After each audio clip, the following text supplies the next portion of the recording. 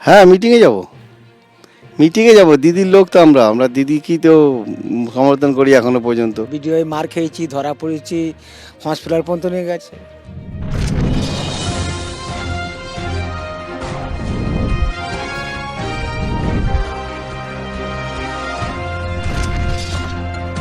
সিঙ্গুরে মমতার পাল্টা গর্জন, ১৬ লক্ষ বাড়ির টাকা নিয়ে দিদির ঐতিহাসিক ঘোষণা।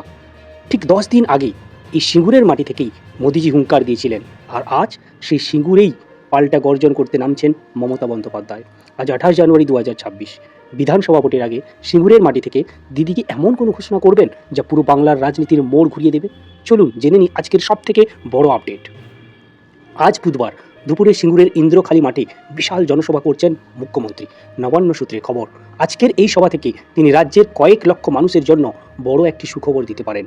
কেন্দ্রীয় সরকার টাকা আটকে রাখলেও রাজ্য সরকার নিজের তহবিল থেকে ১৬ লক্ষ পরিবারের জন্য বাংলার বাড়ি প্রকল্পের প্রথম কিস্তির টাকা সরাসরি ব্যাংক অ্যাকাউন্টে পাঠানোর প্রক্রিয়া শুরু করবে। আজকের মঞ্চ থেকে দিদি সরাসরি সেই ঘোষণা করতে পারেন।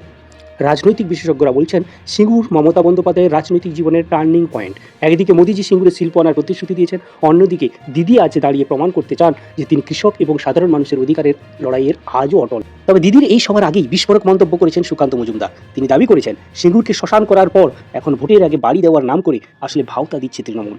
সুকান্ত মজুমদার আরও বলেন, কেন্দ্রীয় প্রকল্পের দুর্নীতির কারণেই টাকা আটকেছে, আর এখন জনগণের চোখে ধুলো দিতে রাজ্য সরকারের টাকা নয় বরং লোন নিয়ে এই প্রকল্প চালানোর চেষ্টা হচ্ছে। তিনি চ্যালেঞ্জ ছুড়ে দিয়েছেন যে সিঙ্গুরের মানুষ এবার আর ঘর দেওয়ার কথাই ভুলবে না, তারা কাজ চায়, শিল্প চায়। আসুন জেনে নিই সুকান্ত মজুমদারের বক্তব্য। नहीं, लोगों को और कुछ झूठे आश्वासन दिए जाएंगे।